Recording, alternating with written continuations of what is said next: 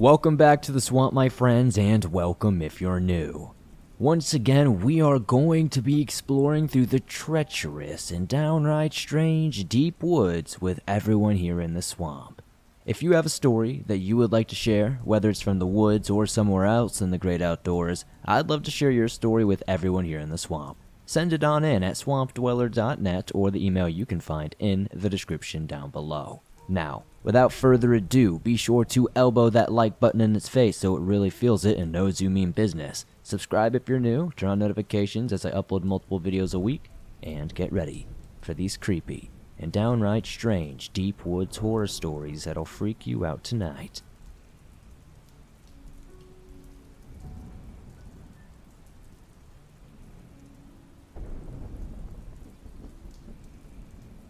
The Feeling of Being Watched by Ramses. A dilapidated house stood in the heart of a dense forest, unsettling to everyone passing by. I lived there as a child, but the mysterious aura of the forest kept me at bay, and I never really dared to venture into its depths. One night, as I lay in bed, a chilling sensation crept over me. A feeling of being watched consumed me through the darkness, even though I could see nothing. It felt like something was staring right out my window. I covered my window with a pinned-up blanket, seeking refuge from the unseen gaze. But the eerie feeling persisted, as if the darkness itself was alive and watching. We had gotten a cat that we had to get rid of, as in the day, it was the sweetest thing on earth. But at night, it would turn into a little devil and attack you and just yowl all night. But the eerie occurrences persisted. Shadowy figures loomed in the hallway, their presence felt but never seen by anyone but me. They trailed me whenever I went, a silent procession of the unknown. I would run to my mom and stepdad's room and beg to sleep there as the shadows never entered their bedroom for some reason. The energy in that home was always off at night, but during the day, it would be kind of normal. But it would bother me, because everything except for the forest seemed to be touched by the sun. The forest was extra dark, which I dared not enter as I always felt I was being watched from just beyond the tree line. When my family moved away, my uncle, drawn by the same inexplicable force, moved into an abandoned house deep into the forest. Now, while hunting in that same exact forest, he stumbled upon a startling discovery: a human skeleton. Its bones bleached by time, concealed by a lot of undergrowth. The sight was chilling, a stark reminder of the darkness within the forest. He captured the moment on his old flip phone, immortalizing the dark secret hidden behind the forest depths. Years have passed, but the memory of the haunted house and the haunted forest lingers. The forest keeps its secrets close, revealing them only to those brave or unfortunate enough to stumble upon them. As I gaze upon the old photograph, I can't shake the feeling that the forest still whispers secrets waiting to be uncovered. Now that land is overgrown and abandoned, who knows what roams it?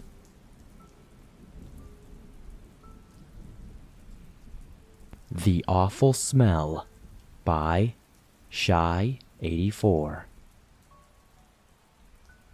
I'm currently in northern Quebec for a cousin's reunion.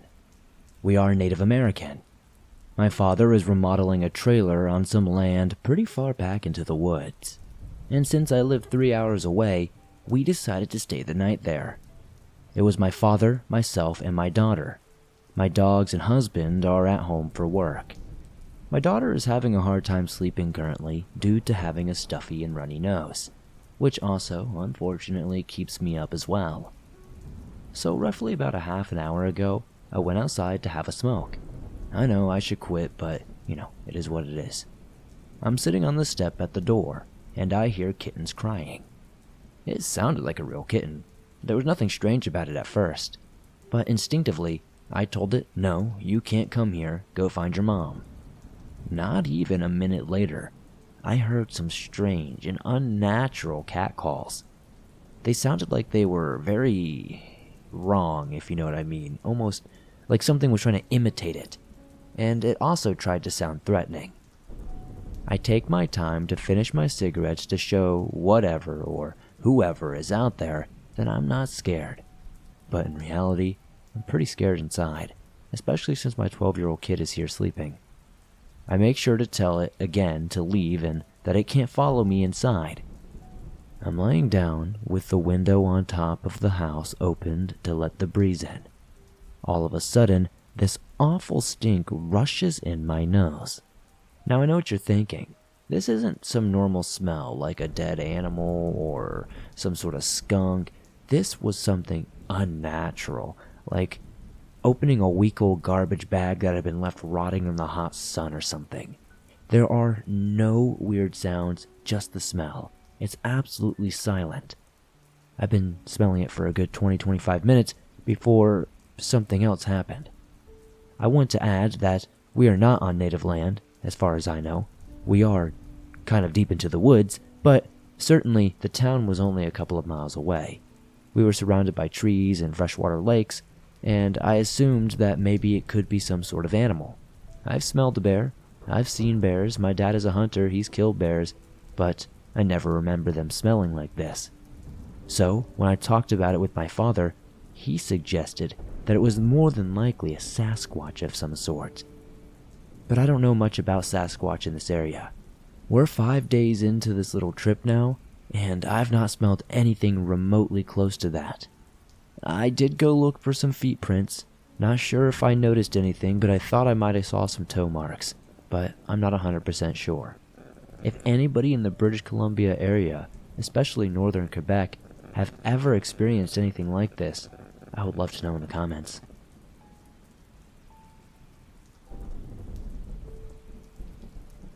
Monument Valley Horror by Slainte S.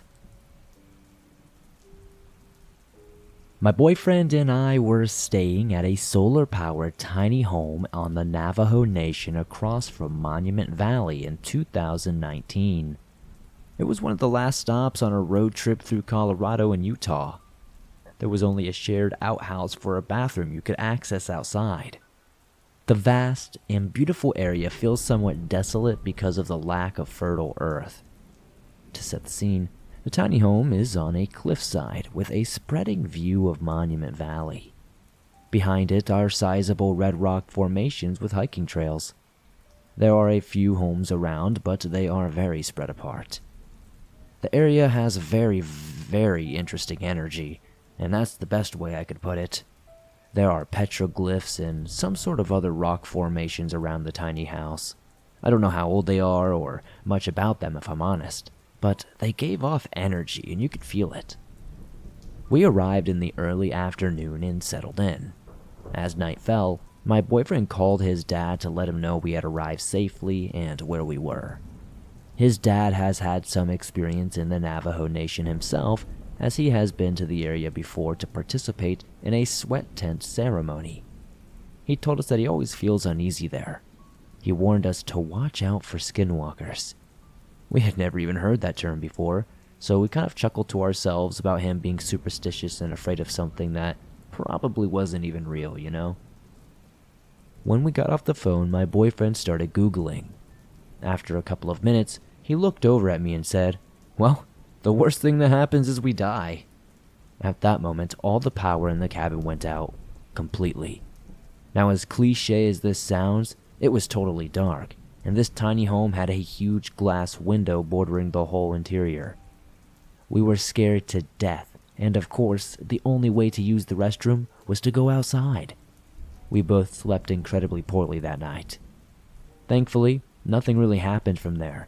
No crazy experiences. However, the next morning, when I woke up, I found a pack of feral horses standing right outside my window, staring into my soul. When I went outside to take some photos, this is where the story actually gets creepy. I noticed a bunch of massive footprints all around our home. And when I say massive, I mean not even Shaquille O'Neal would compare to these footprints. They looked human, very much so, but they were massive, like size 32 if I had to guess. I could be exaggerating, but these things were at least twice the size of my boyfriend, and he wears a size 12. It truly felt like the energy around this area was reminding us that there is something more than meets the eye. And whatever that feeling that we felt that night before definitely had to be our instincts telling us something was just beyond the light and it was watching us the whole night. A Sense of Dread by AtlasRam. This happened a couple of months ago, somewhere around the 5th of November. I live in northern Italy, so please excuse my language. It might not be the best English. So, that evening in which the red aurora borealis appeared, it was visible to us very well. I was chilling at home after a long day when one of my friends called me and asked me if I wanted to try to go see the aurora with him. I said sure, because I'm always up for an adventure. And from where I live, the top of the mountain is about an hour drive in the car. Somewhere around that evening, he comes to get me and we go up. We even see a couple of cute chunky foxes while we're ascending. We arrive to the top of the mountain, there's a big parking lot there, and we get out of the car. It's pretty cold and the wind is howling, and luckily, we do have some trees covering the other side of the lot, so we're not getting the full brunt of the wind, but it's still really cold. We encountered only one other car on the road the whole time up there, and there was only one other car parked quite a little bit away from us. Everything was apparently empty, or maybe it was just too dark to see. We take some pictures. We can't really see the aurora that well, but we did get a pretty good vantage point of it. Just some reddish specks of light here and there, but it was still absolutely magical. We can, however, see a beautiful Milky Way, so despite the cold, we just stand there in admiration of the universe above us, chatting lightly. After about 45 minutes to an hour, I start to begin to feel uneasy, and not really with a reason. Then, my friend goes to use the bathroom, which is short distance away from me. They remain in sight and all that. I'm concentrating on the surroundings, as I'm used to giving credit to my internal voice. So, I suddenly start picking up on something. I'm hearing footsteps coming from the distance, and they're not just any normal footsteps, they sound incredibly heavy. Every time the wind goes down, they go silent, but a bit delayed. I can clearly distinguish them as the snow and ice crunches under the weight, and every time the wind picks up, it'll move. I tell my friend when he comes back and we listen, and he confirms it as they're getting progressively closer. We made eye contact, decided we have seen enough stars for a lifetime, and didn't want to stay around to find out whatever the heck was lurking out there. We calmly walked to the car, unlocked the doors, got in, locked them again, and booked it out of there swiftly. The next day we talked about it, and honestly we looked all over the news, and we didn't see anything about robberies or anything in that area. When we drove by them, we didn't see anything either. No silhouette, nothing, ended up showing up in our high beams or anything like that. That doesn't mean they just weren't out of range. We could have just passed them without knowing. But this story just freaks me out. There's just something about a bipedal person, creature, or thing trying to sneak up on you that just doesn't seem friendly, I'm just amazed at how spooked I felt in that moment.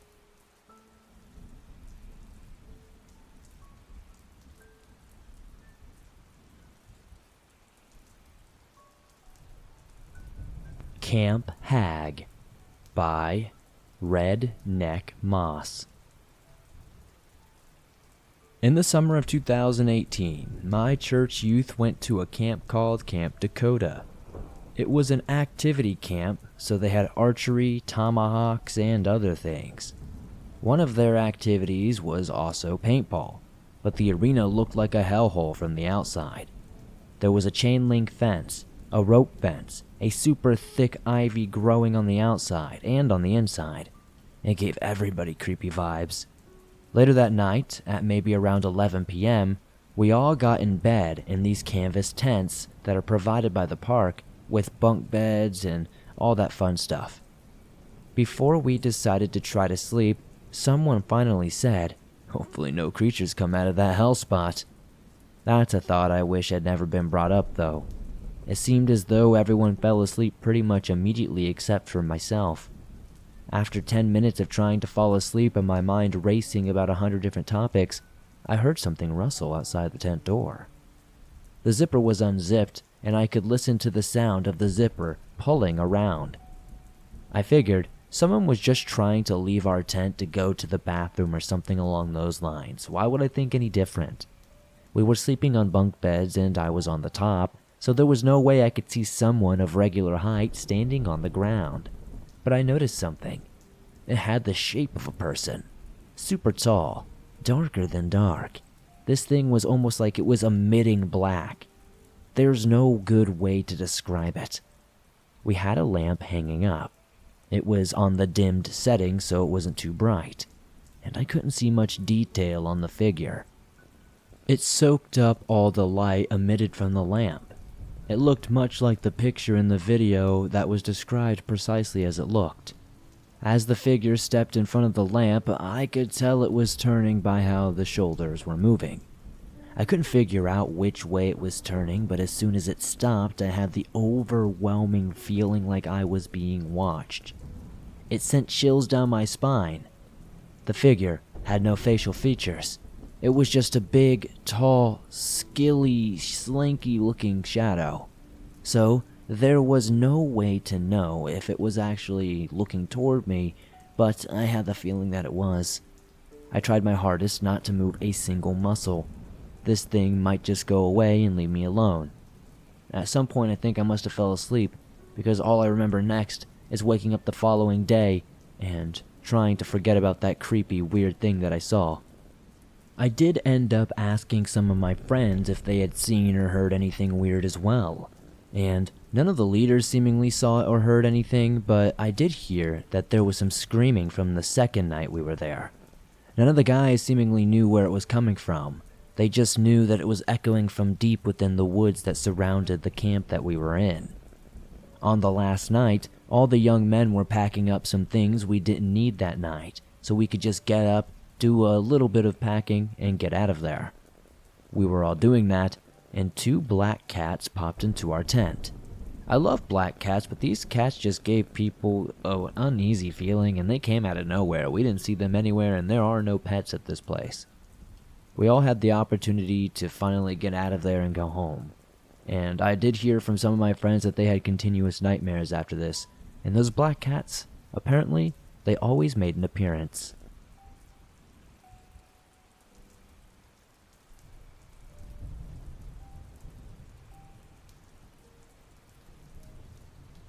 I'm going to share my experiences as a 28-year-old male on a safari I was on last year. I've always been told that safaris are an amazing experience, and after my trip, I agree, but not in the way I'm sure others intended it would be when they told me this. Hopefully, what happened to me will never happen to you, but there are risks no matter where you decide to travel in the world, and this is just how things happened for me. I went on a solo safari. Basically, that means you have a guide and yourself. There aren't large groups of other people who we'd be spending our nights camping out under the stars with. It was about the 3rd night when I woke up because I needed to go to the bathroom.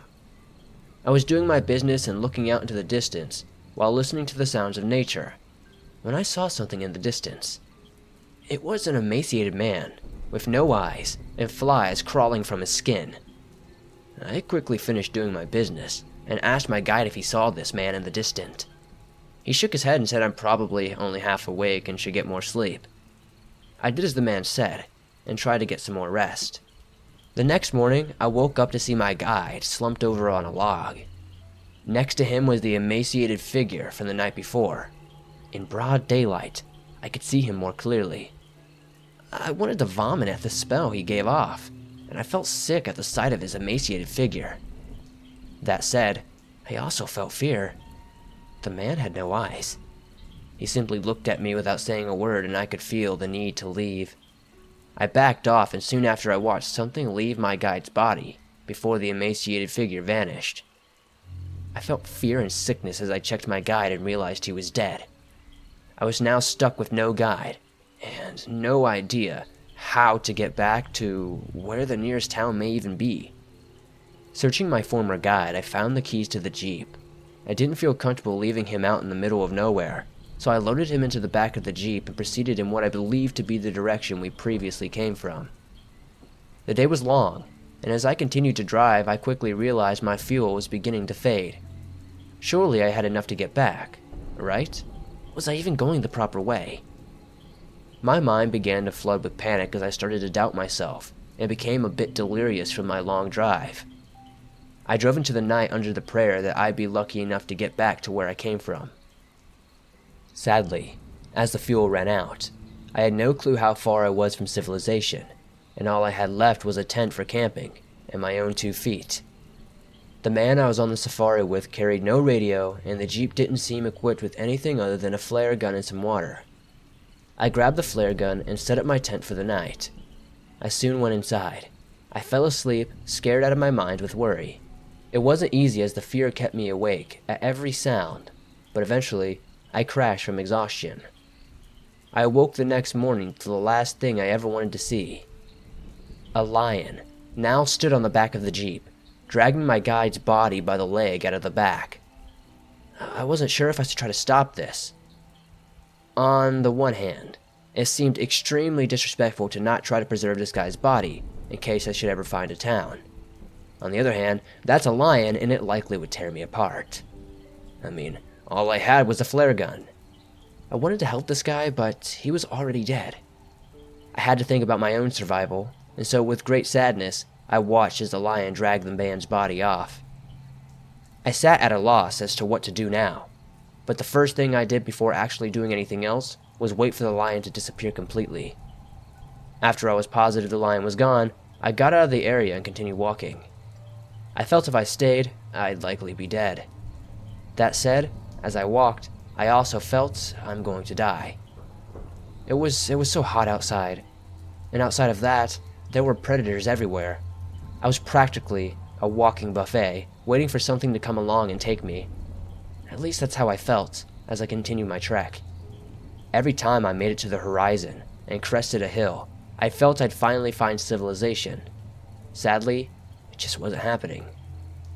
Eventually, I reached a point where the hills were no more, and the expanse of the horizon seemed to stretch out on infinitely.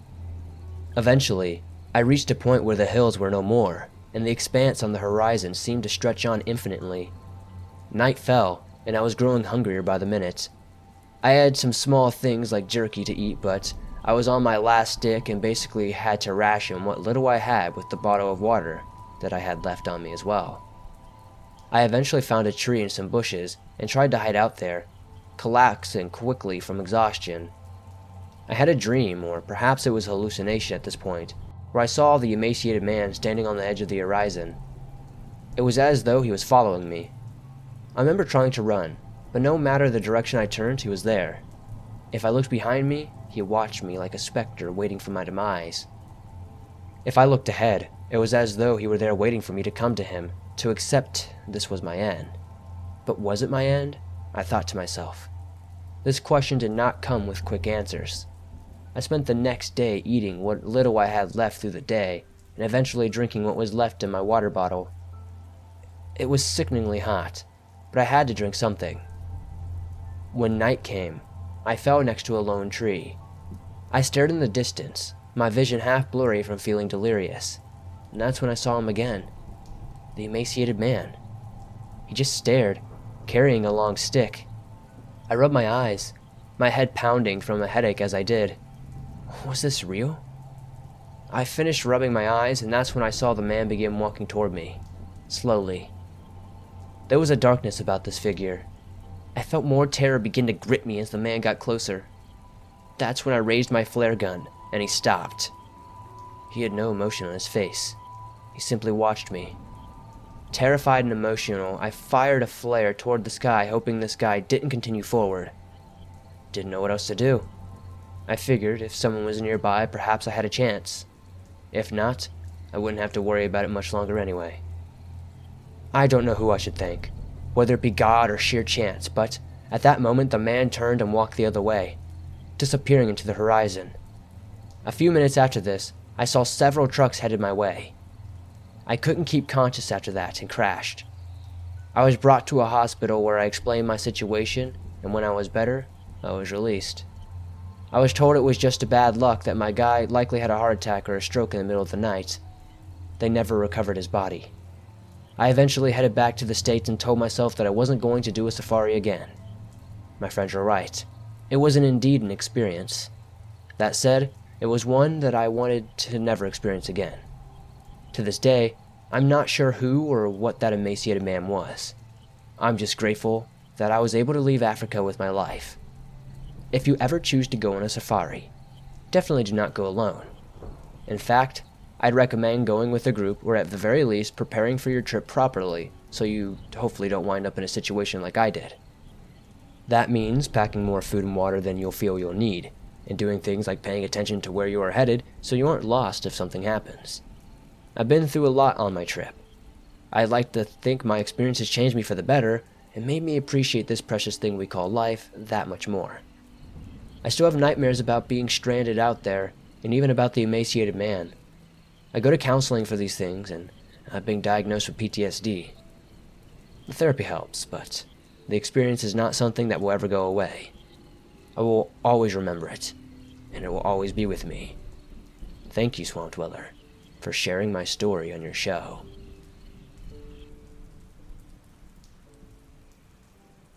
Well, swamp folk, that's another episode down here in the swamp.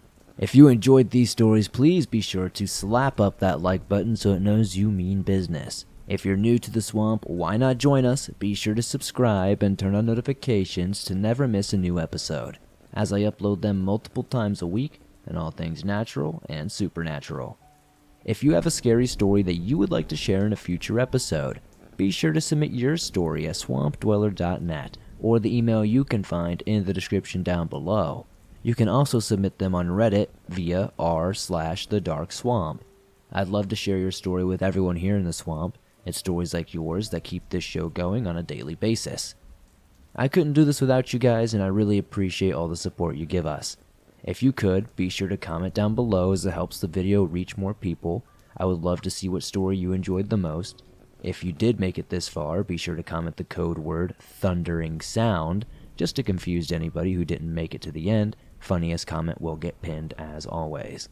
If you're outside of YouTube and still want to hang out with me and talk with me and keep up with everything the Swamp Dweller's doing, you can follow me on Twitter, X, whatever you want to call it, Instagram, Facebook, pretty much everywhere. I'm there somewhere. Just search my name and I'm sure I'll pop right up.